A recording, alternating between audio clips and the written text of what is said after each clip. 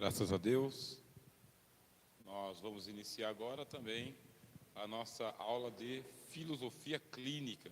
Bem, filosofia clínica, eu estou aqui agradecendo a Deus porque consegui terminar o nosso livro-texto para o primeiro módulo.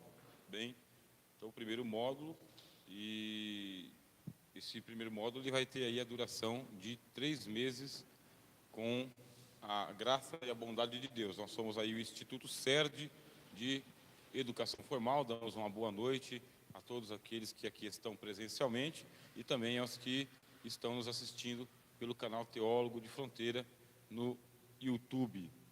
E nós vamos aqui lembrar que estamos com o projeto Conhecimento de Fronteira, entendendo que a fronteira é o lugar onde as pessoas se encontram. Alguns ficam e outros avançam.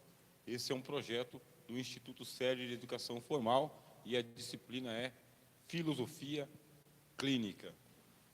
Nós estamos no tema ainda, quem é você?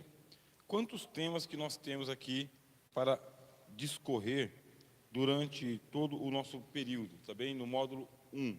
Nós temos aqui, quem é você? Por que você é assim? Como mudar o mundo? Onde estão as respostas?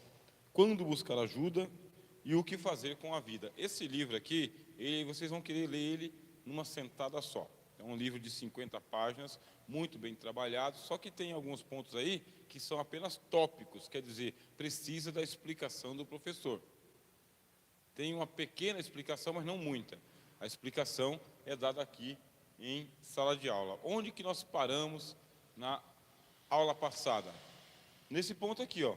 Como fazer a diapasão cirúrgica entre a consciência e o mundo. Consciência é aquilo que você tem aqui dentro da tua mente. E o mundo é a coisa que está lá fora.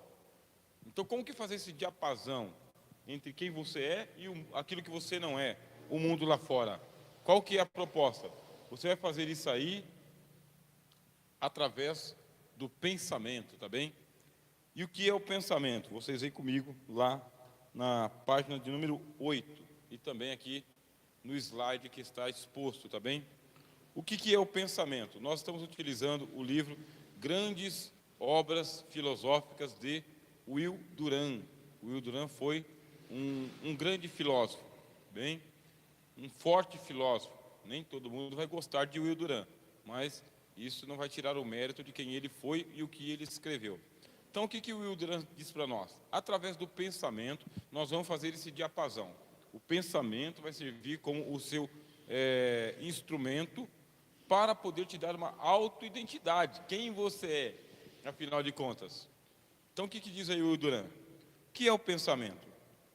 Não há definição possível, porque a palavra inclui tudo através do que ela pode ser definida.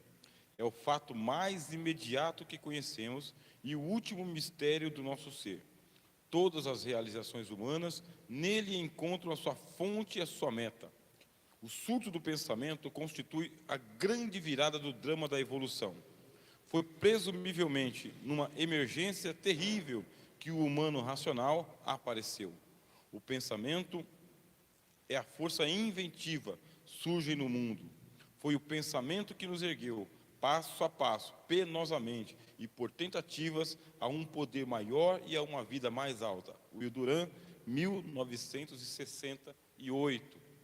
Veja só o tempo em que isso foi escrito. Então, o que acontece? A gente viu aqui nas aulas passadas. Antes de eu chegar lá no topo do Everest, dá para todo mundo chegar no topo do Everest? Não. Ou dá? Bem, primeiro, antes de chegar no topo do Everest, que é considerado o pico mais alto do mundo, vamos começar pelo chão. Quem eu sou? Eu sou a pessoa que vai chegar lá no topo do Everest? Vocês sabem quantas centenas de alpinistas morrem? Eu estou falando de alpinistas, não aventureiros. Morrem nessa escalada do pico do Everest? Ele é altamente preparado. Ele é gabaritado, ele vive nessas aventuras aí de alpinismo, de florestas e de montanhas e de rapel e de tudo, mas eles morrem. Quer dizer, antes de eu chegar lá no topo da montanha, pé no chão, quem eu sou? Eu tenho tantos sonhos, tantas aspirações, tantas frustrações, tantas negatividades. Quem que eu sou? Quem é que eu me tornei? O que é que a vida fez comigo? Tá bom, eu estou começando a aprender. E tem como mudar isso aí? Como que eu vou mudar? Aí o Duran fala, a ferramenta está com você. Ó, é aqui. É aqui. É no teu pensamento. Mas o que é o pensamento? Nós vamos trabalhar aqui. Bom, o pensamento, olha lá, o Will Duran nos apresenta o pensamento como o fato mais imediato que conhecemos. O que é o pensamento? Pensamento é aquilo que está imediatamente ligado com você mesmo. Imediatamente, está vendo? Imediato quer dizer que não tem ninguém entre você e o seu pensamento. Não tem um mediador. Ele está pregado na tua mente, na tua consciência. Pregado. E é imediato. E aquilo que você pensa, ninguém consegue pensar para você. Olha que legal. Quais são os pensamentos da Luana? Não sei. O Bruno sabe, não sabe. Ah, mas é unha e carne? Não, não é unha e carne no pensamento. Como que dá para aplicar isso aí? Você vai pegar lá o livro de Isaías, por exemplo, o livro de Isaías fala, eu bem sei o pensamento que eu tenho de vós, pensamentos de paz, para vos dar o fim que desejais. Mas como que é isso, Senhor? Bom, assim como os céus, a aula de pedagogia que a gente acabou de ter, né? De baixo para cima. Assim como os céus estão acima da terra, assim os meus pensamentos são maiores do que os seus pensamentos. Olha só, quer dizer que Deus tem o próprio pensamento dele, e o seu pensamento aqui. Aí isso tem no Novo Testamento? Tem no Novo Testamento também, o apóstolo Paulo fala para nós em Colossenses, pensai nas coisas que são de cima, tem que levantar o teu pensamento. Isso aqui não tem como você se melhorar. Aliás, vou dizer o seguinte, não tem como você melhorar o mundo se você não se melhorar. Não tem como você melhorar as outras pessoas se você não for melhor do que você amanhã. Amanhã você tem que ser melhor do que você já é hoje. Isso aqui é um melhoramento. Ah, mas eu não quero trabalhar com melhoramento. Então, como você vai melhorar o mundo? Pode ser que o mundo vai ficando melhor do que você. O mundo melhor do que você. E você pior do que o mundo que está te estragando. É você que está estragando o seu mundo. E se você está estragando o mundo onde você está, a tendência é que você fique pior do que você já é. Então é uma evolução. Bom, como que você vai fazer? Comece a pensar melhor. De quem? De você mesmo. Ah, eu quero pensar melhor do meu filho. Bem, para você pensar melhor do seu filho, você tem que pensar melhor de você mesmo. Se você não pensar o melhor de você mesmo, seu filho vai ser pior do que você, para você. Isso é o fato mais imediato que conhecemos. Você não tem que buscar ferramentas lá fora, porque a ferramenta já está dentro da tua cabeça, mora dentro da tua cabeça. Por quanto tempo? 24 horas. Até enquanto eu estou dormindo? Sim. Sabia que você está pensando enquanto você dorme? Sim. A ciência prova para nós. O que é o sonho? O sonho é um pensamento, só que em forma metafórica, tá bem? Enquanto você está acordado, o teu pensamento ele tem uma lógica. Quando você está dormindo, o teu pensamento tem outra lógica, bem? Então, tem a lógica de estou acordado, ou a lógica de não estou acordado. Até a tua mente sabe disso aí. Então, você já tem a ferramenta. Qual que é a ferramenta? O pensamento. Onde que ela está? Imediatamente ligada com a sua consciência. Então, começa a colocar ela para funcionar. Vai pensando. Segundo, o Will Duran nos apresenta o pensamento como o último mistério do nosso ser, porque o pensamento ele é algo misterioso, meus irmãos. A gente tem aí a neurologia, que é uma ciência que trabalha muito para o estudo neurológico. O que são os neurônios, né?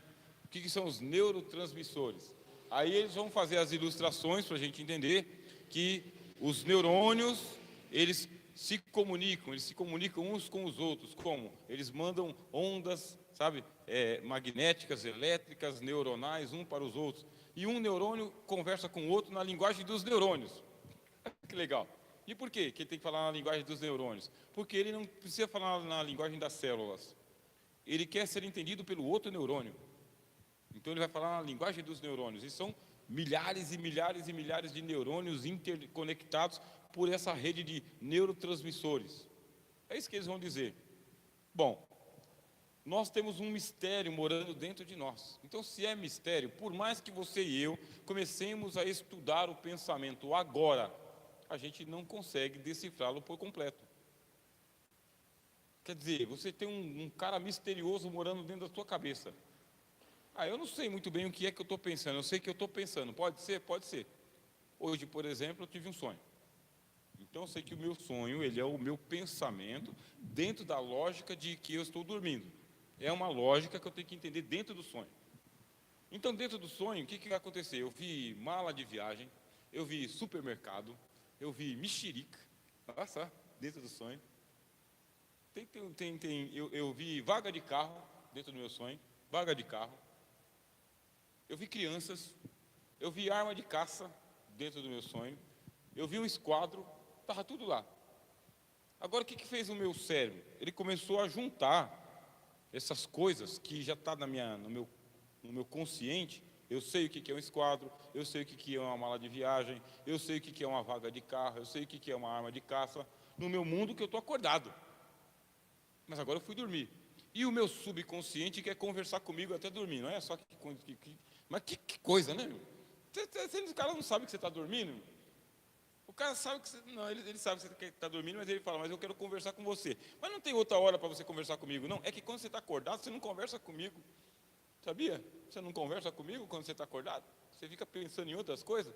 Mas quando você está dormindo, dá para mim conversar com você. Isso aí é o seu cérebro, teu pensamento, tua mente conversando com você para reorganizar algumas informações que tem sentido para você.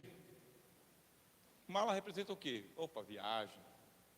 E carro? Opa, uma viagem com poucas pessoas. Aí no sonho tinha um ônibus. Quer dizer que não é para poucas pessoas, é para muitas pessoas. É mala de viagem. Mala de viagem não é caminhão de mudança. Então, se não é caminhão de mudança, é uma mala, é por pouco tempo. Não é para sempre. Fosse caminhão de mudança, é uma mudança para sempre. É mala, quer dizer que é uma pequena mudança. É o que cabe numa mão. O que mais? Criança. Eu tive que escolher entre uma arma e um esquadro. Tudo isso aí é o meu pensamento conversando comigo. Quando eu acordo pela manhã, eu me lembro do sonho. Mas quando você e eu lembra do sonho, sabia que você não conta o sonho na ordem em que você sonhou? Porque é uma desordem. O sonho, ele não tem uma lógica de começo, meio e fim. Ele é um catadão mesmo, sabe? Ele é um catadão de símbolos que você sonhou. Aí você fala, eu vou te contar o sonho. Por onde que eu começo?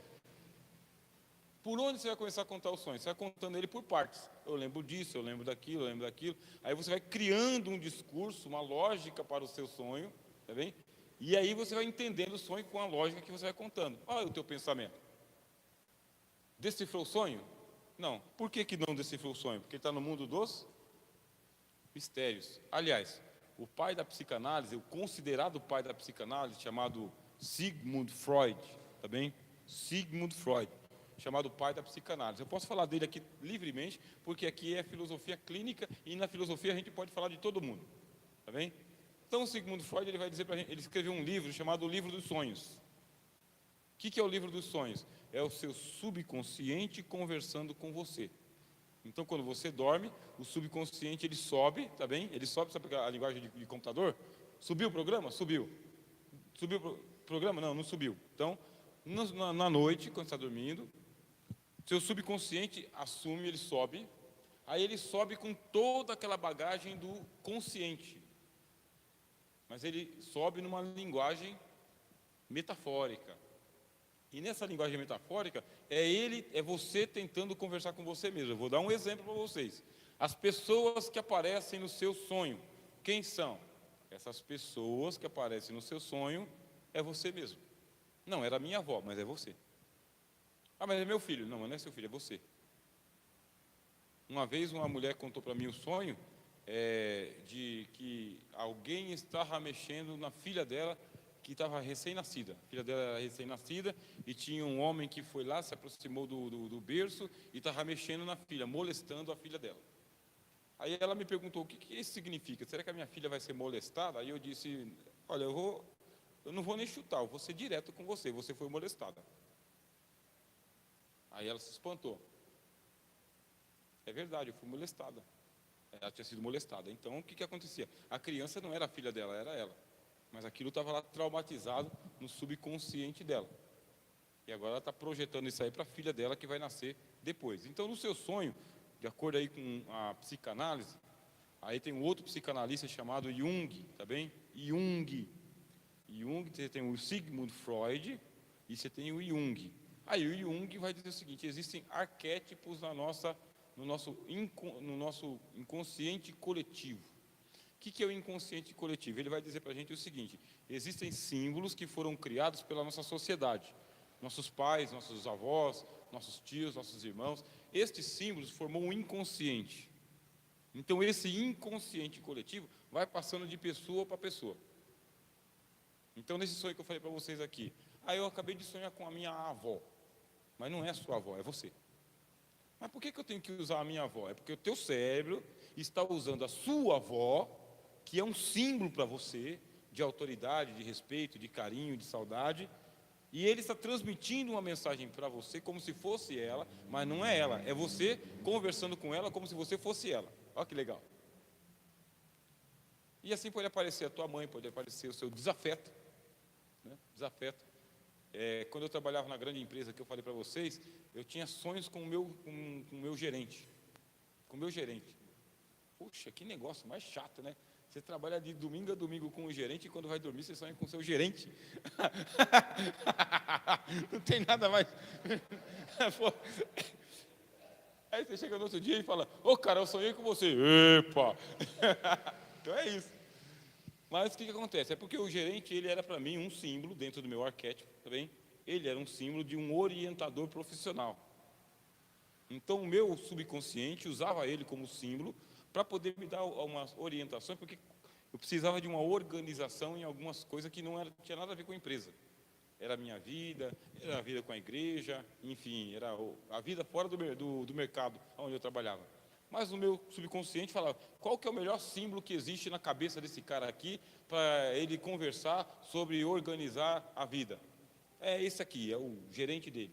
Então, ele encarnava o meu gerente, e a voz era do meu gerente, o biotipo era do meu gerente, o jeitão de falar era do meu gerente, mas não era meu gerente, era eu na pessoa do meu gerente. E assim é o sonho.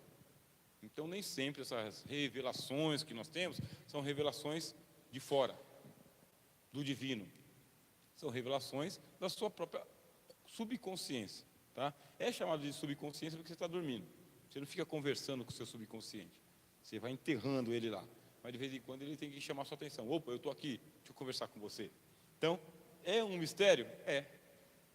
Se é um mistério, está na hora da gente começar a pensar assim. Dê valor ao misterioso. Duran nos apresenta o pensamento como fonte das realizações humanas. Você quer realizar alguma coisa, como nós, por exemplo, nós queremos realizar o projeto do Instituto Serde de Educação Formal, como sendo um projeto de conhecimento de fronteira, que vai alcançar todos os nossos irmãos da comunidade, aqueles que não são da comunidade. A gente tem um sonho de transformar o Instituto em uma grande instituição de ensino, no Brasil e fora do Brasil. Quando que começa isso? No pensamento. Se a gente pensar assim, vai acontecer? Com certeza. Mas só porque eu estou pensando, é porque eu vou pensando todos os dias, o tempo todo. E aí, conforme você vai pensando, dá para fazer isso, dá para fazer aquilo, não dá para fazer isso, tanto, a gente vai ter que alugar um salão, o salão custa tanto, tem que negociar, tem que trazer alunos, tem que convencer, tem que fazer as ações de formação, e vem um workshop aqui, vem um seminário ali, e depois a gente vai ter que visitar outras instituições também, colocar o nosso livro, investir em marketing. Quer dizer, você está pensando. Eu estou dando um exemplo. Você imagina o seguinte: alguém pega e diz o seguinte: olha, aqui, nesse terreno aqui, cabe uma casa. Cabe uma casa? Cabe uma casa. Mas você olha para o terreno, não cabe casa. Não cabe. Mato, barro. Eu me lembro quando eu fui trabalhar de ajudante de pedreiro, né? 18 anos de idade, 60 quilos, o braço era uma vareta, bolso vazio. Aí o pedreiro pegou e falou: vamos cavar o alicerce. Cheguei lá, era brejo. brejo, aí tinha que fazer uma broca, e a broca mais de 2 metros, a broca, porque era brejo. Mas por que com uma broca de 2 metros? Porque senão a casa afunda no barro. Eu não sabia disso. E quem vai fazer isso aí? Você, que está precisando de dinheiro. Vai levantar a casa aqui? Vou. Aí lá fui eu, meti lá na lama lá, e broca para um lado, e escavadeira para o outro, e enxada para o outro, e o dia ficava longo, que só misericórdia, não acabava uma broca.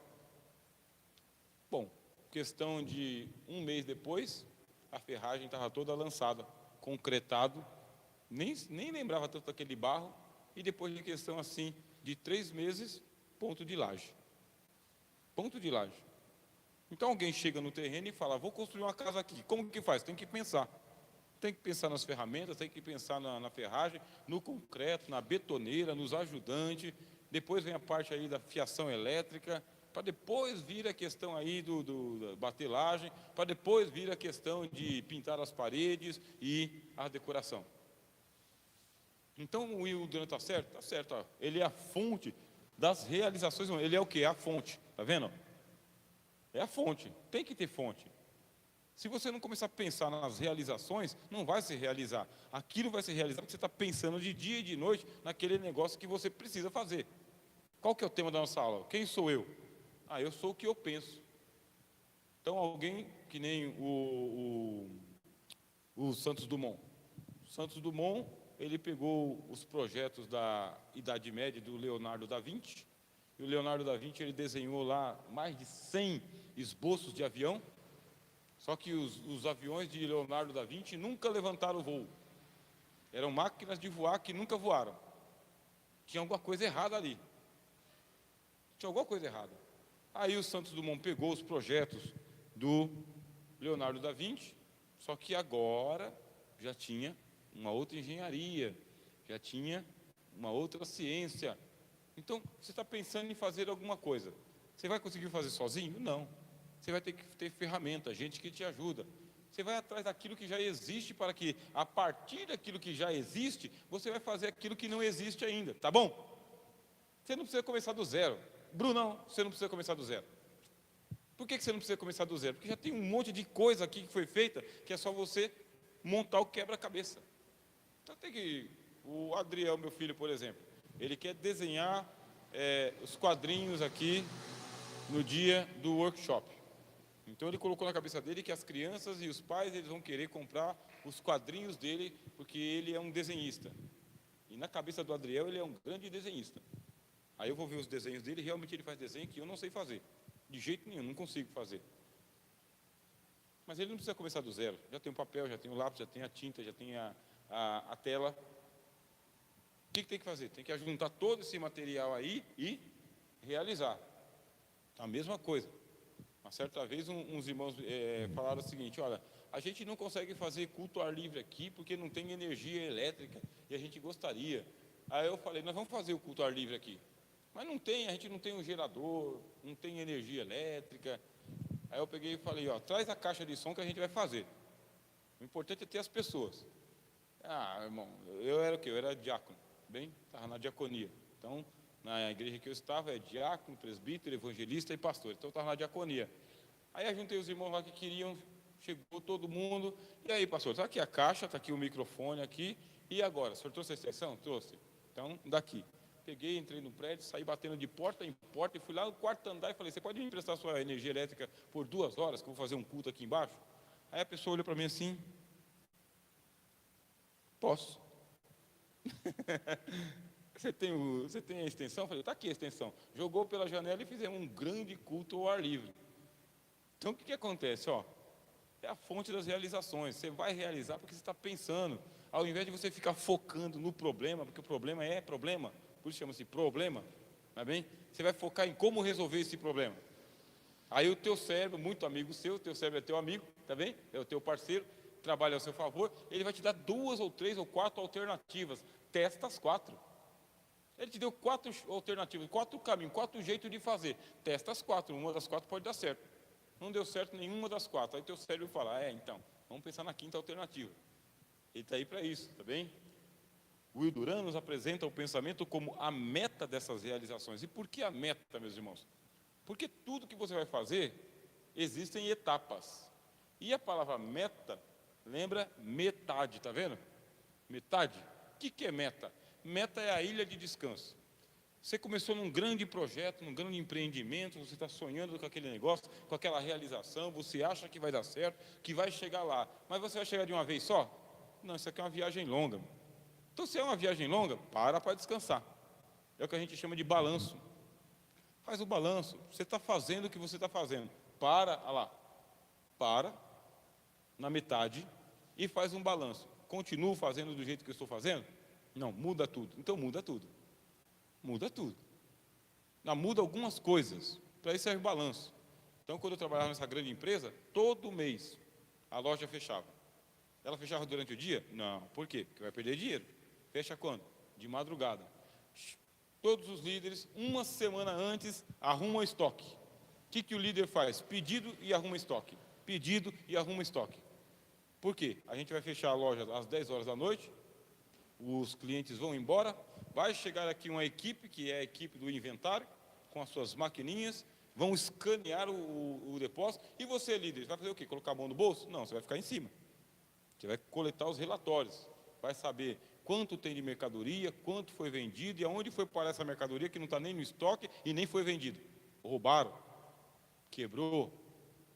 Se a empresa não faz isso, ela não tem um balanço. Se ela não tem balanço, ela vai ficar funcionando e vai quebrando. Tem que fazer isso aí na vida? Tem que fazer na vida. Você para e faz aquele balanço.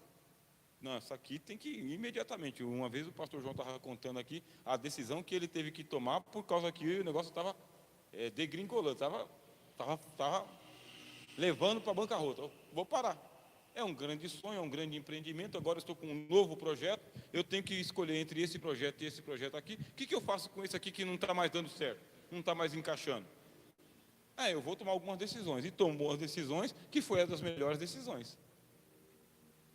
Para aquele momento, para aquela hora, e que norteou a vida dele para o outro rumo. Assim é a sua também. Agora, é um negócio assim, sem sentido, sem inteligência, continuar insistindo no erro. Como diz aí um ditado que é atribuído ao Albert Einstein, é atribuído a ele, né? A maior loucura da vida é querer resultados diferentes, realizando as mesmas contas. Então, se você continua fazendo as mesmas contas, vai dar os mesmos resultados. Então, se você quer coisa diferente, vai ter que desmontar isso aqui e fazer de outro jeito. Não tem como. Você não vai chegar a lugar nenhum fazendo as mesmas coisas. A lugar nenhum não, lugares diferentes fazendo as mesmas coisas. Por isso, é a meta da realização. Faz o balanço, vê o que dá para continuar, o que tem que mudar. E se tiver que mudar, muda tudo. Se tiver que mudar, muda. Então, eu já contei para vocês aqui a história da vaquinha e está atualizada, tá bem? Porque depois que a vaquinha morreu, eles viraram lá o dono do negócio. Então, pode ser. É traumático? É traumático. Deus já fez isso na vida alguma vez? Será que Deus já mudou alguma vez, irmãos? Mudou, lógico que mudou. Fez o mundo, todo mundo corrompido, ninguém mais está fazendo nada, ninguém mais faz nada de bom. O que fez Deus? Fez o balanço. Só tinha Noé, homem justo aos seus olhos. Antes que eu perca esse último que eu tenho aqui, eu vou mandar um dilúvio. Porque se eu não mandar um dilúvio, nem o Noé se salva. Vocês estão entendendo? Você ainda tem uma moedinha. Se você não fizer alguma coisa, você vai perder a última moedinha. Esse é o problema do cara que é vice. Ele fica ali, aí ele aposta a neguinha. Vocês sabem o que é a neguinha, né? O cara já apostou tudo e aposta a mulher dele, né? Aposta a neguinha.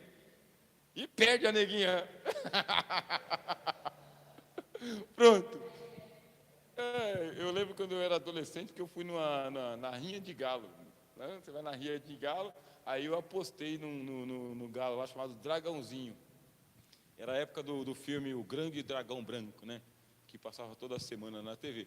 Aí o dono do galo colocou o nome do galo de Dragãozinho. Aí eu falei, eu vou apostar no Dragãozinho, que ele é o Grande Dragão Branco. Aí os caras falaram o seguinte, mas vamos apostar o galo e a carcaça do galo.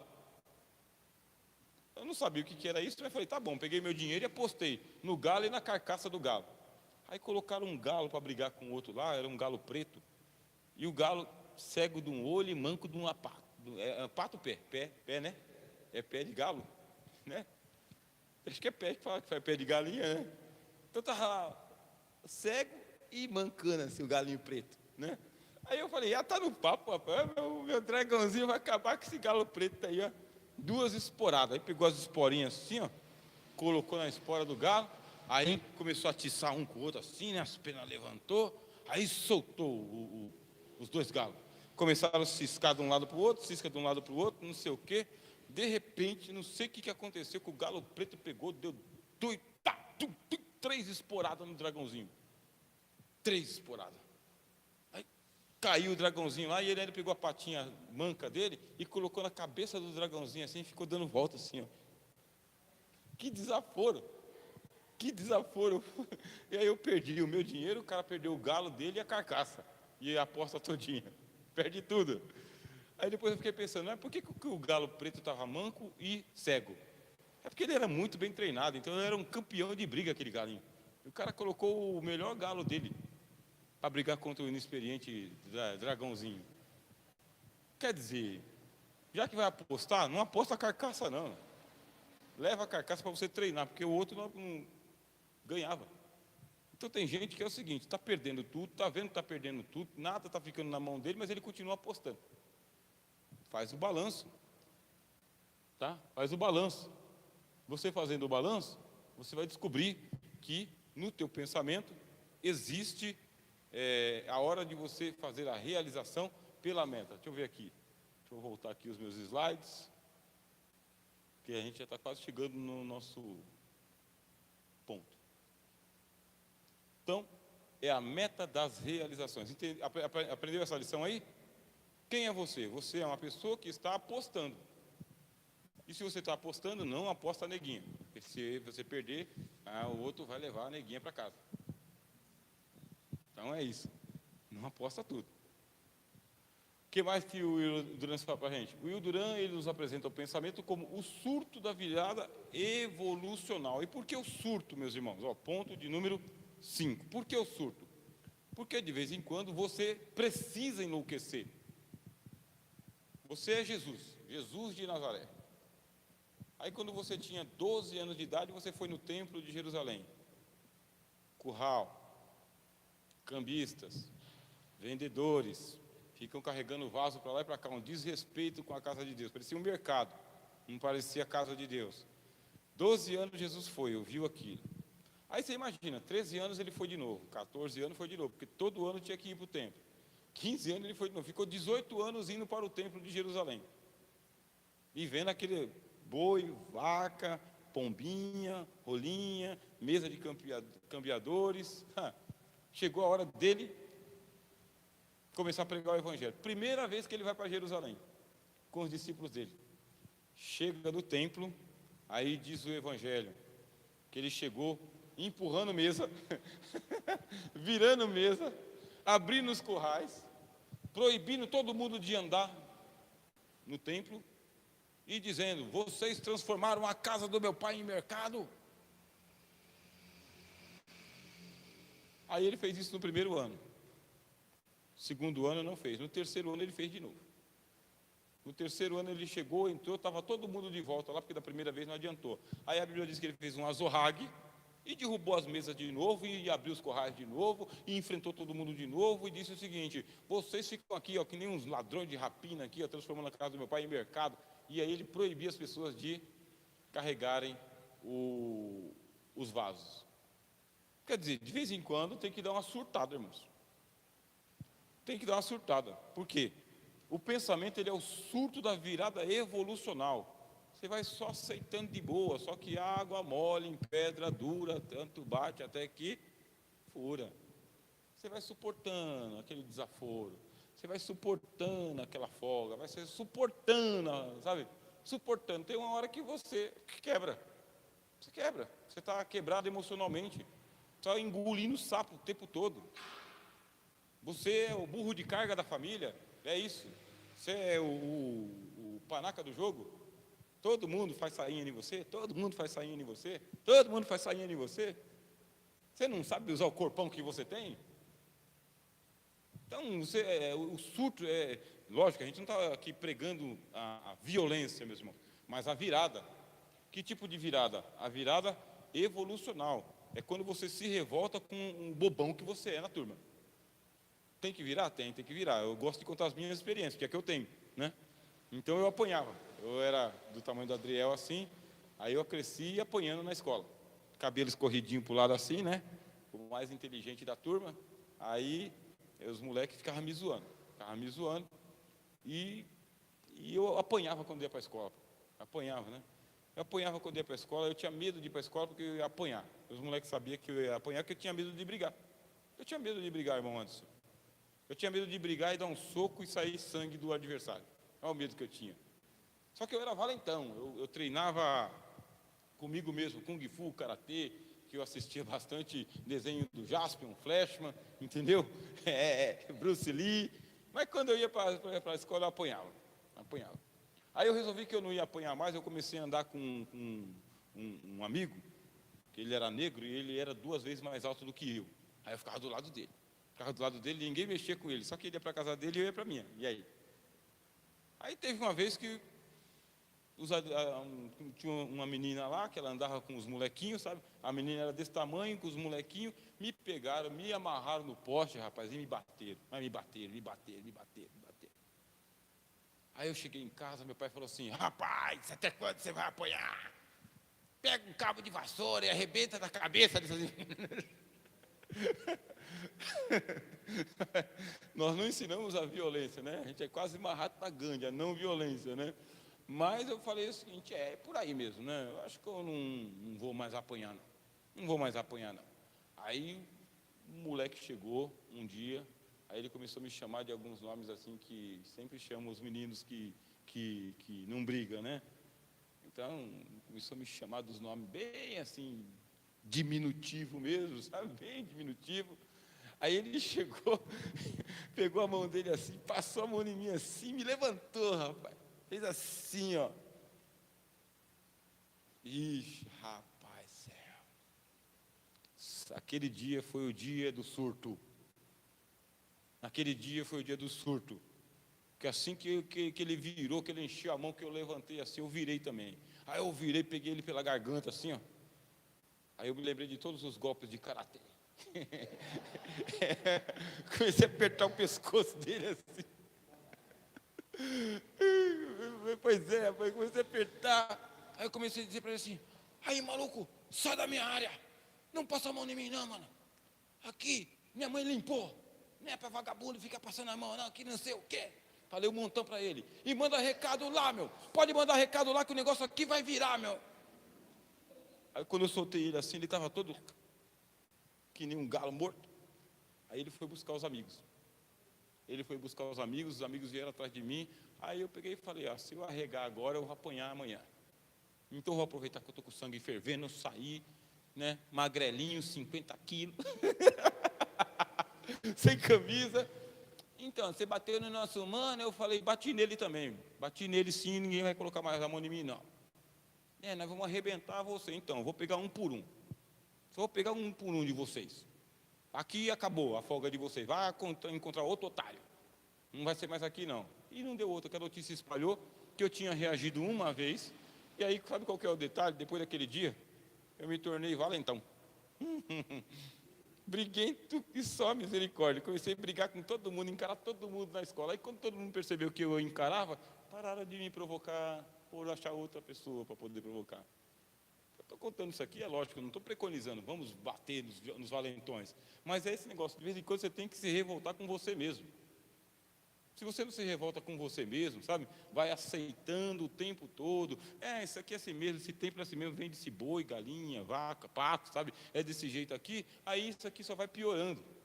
Agora, quando você surta, quando você se revolta com a situação, e você fala: isso aqui tem que mudar por causa que desse jeito aqui não dá para ficar, aí as coisas mudam. Vão perceber que você tem sangue no olho. Agora, está na sua mão. Aonde começa isso? No seu próprio pensamento, tá bem? Aonde que começa? No seu próprio pensamento. No seu próprio pensamento você já fica pensando, como é que eu vou mudar isso aqui? Como é que eu vou fazer? Você não pode ficar assim, desse jeito. Né? A pessoa veio para passar uma semana na minha casa, está 2 semanas aqui, está 1 mês aqui. Pô, tem 2 meses que está aqui. Pô, o cara veio lá do norte, lá, já começou a trabalhar aí, isso aqui, mora aqui em São Paulo, tem 5 anos e não arruma um emprego.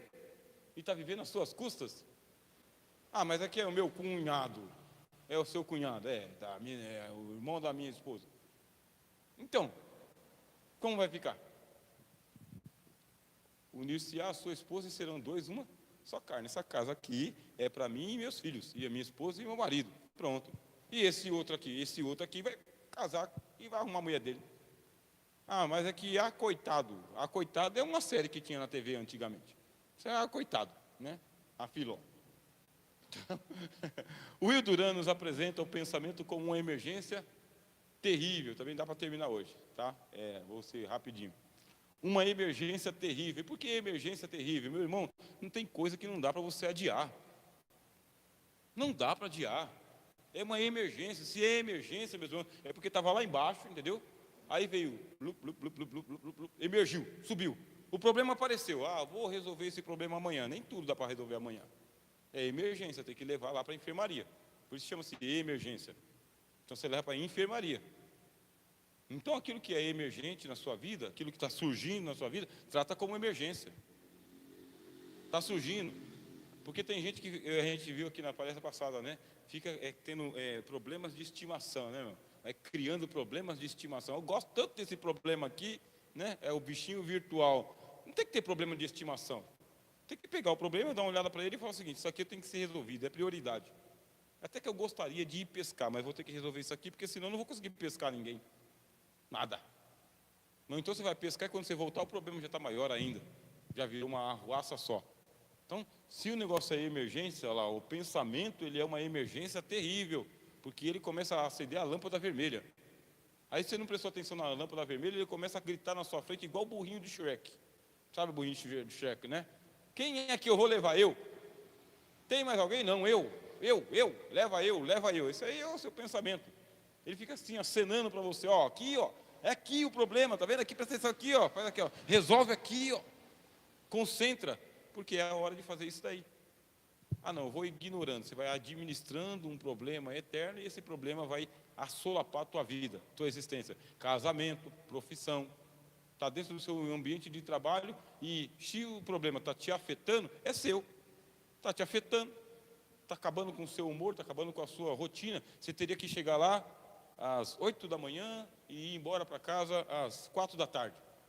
Você está chegando às 8 da manhã, está indo embora para 8 da noite. Tem alguma coisa errada. Não, é porque hora essa, isso é desculpa. Hora essa é uma vez ou outra na vida. Agora, todo dia, não é porque se não for eu, não tem mais ninguém. Se não for você, o negócio é seu.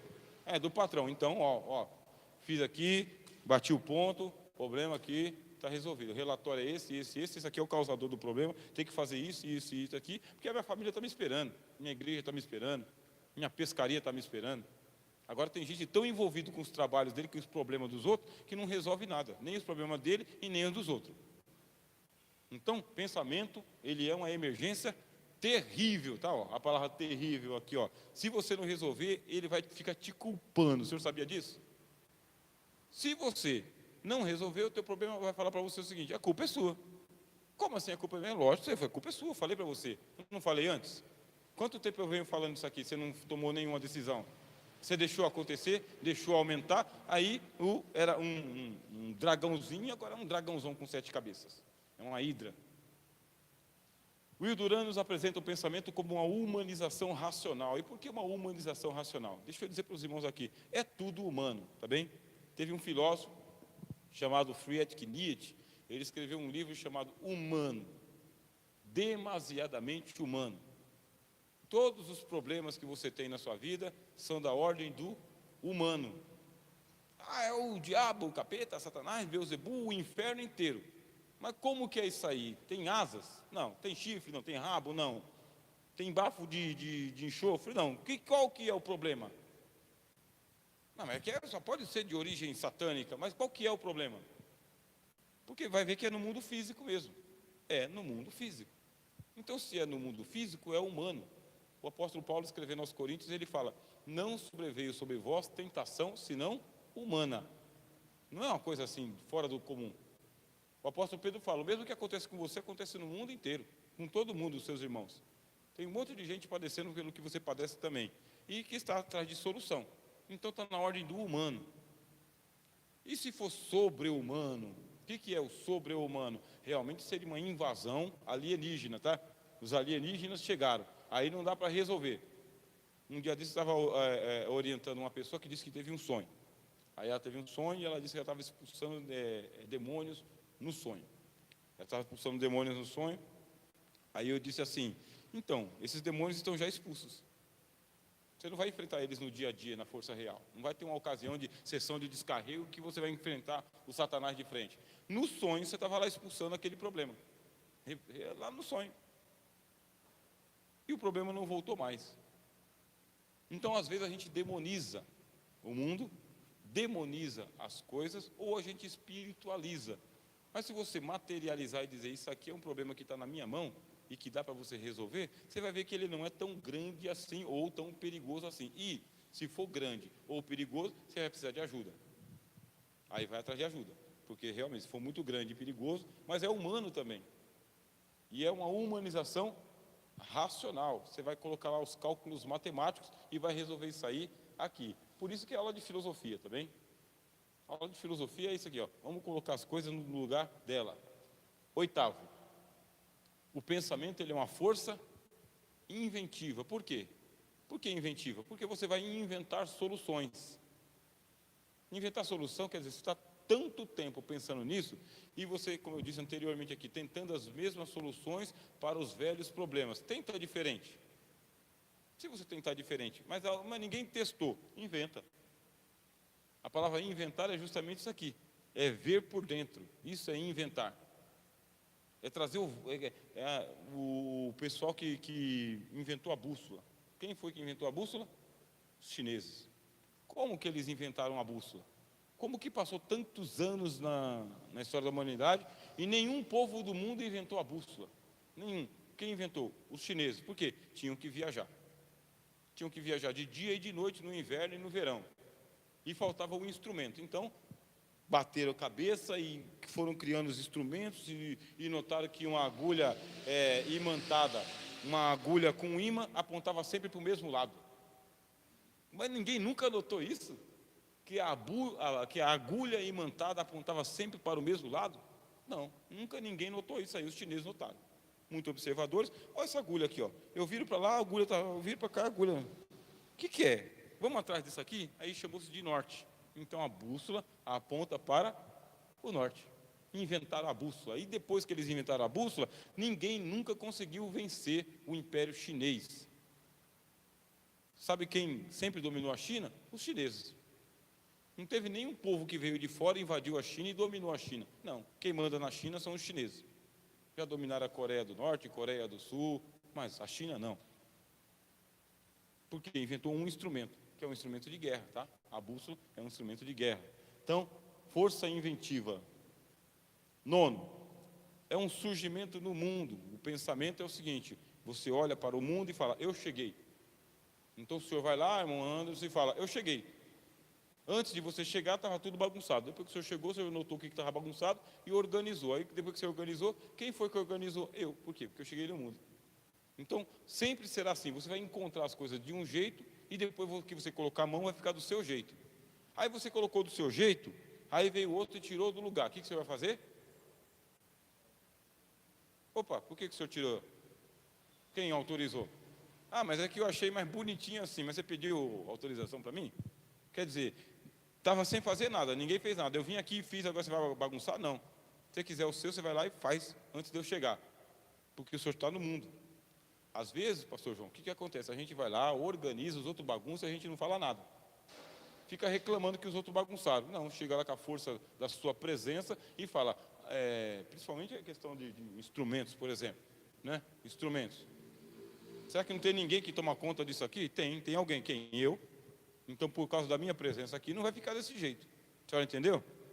Por causa da sua presença, não vai ficar daquele jeito. Agora, você tem que se posicionar. Porque se você não se posicionar, a vida vai te atropelando. Eu estou falando do mundo. Pode ser a sua empresa, a sua casa, a nossa igreja, o seu negócio, os seus sentimentos. Pode ser. As pessoas precisam saber que você está no mundo e que você faz a diferença, que você ocupa um espaço físico. E esse espaço físico, nesse momento, é seu. A irmã Luana, de vez em quando, eu vejo ela falando, eu sou pequena. O Bruninho também é pequeno. Mas aí eu lembrei da história da minha mãe. Tá? A história da minha mãe, quando eu entrei no ônibus. Eu entrei no ônibus, passei por baixo da catraca e assumi um lugar. Sentei lá no banco. Aí uma mulher chegou e falou o seguinte, olha, eu vou sentar nesse banco aí porque você é criança. Aí minha mãe falou assim, não, ele vai ficar sentado aqui porque ele é uma pessoa, tanto quanto você. Mas ele não pagou passagem. Minha mãe foi lá, virou a catraca, pagou e falou, por isso não, está pago. Você vai ficar aqui. Você vai sentar em outro lugar. Isso aí é a minha mãe. Criança é pequena, mas ocupa o seu espaço. Então, se é o seu espaço, respeita, porque esse aqui é o seu espaço. E o que nos ergue? 10º, um poder maior e mais alto. Esse é o seu pensamento. Eu explico isso aqui um pouquinho melhor na palestra de número 1 do nosso curso de filosofia clínica, tá bem? E eu termino dizendo, ele é um poder, tá bem?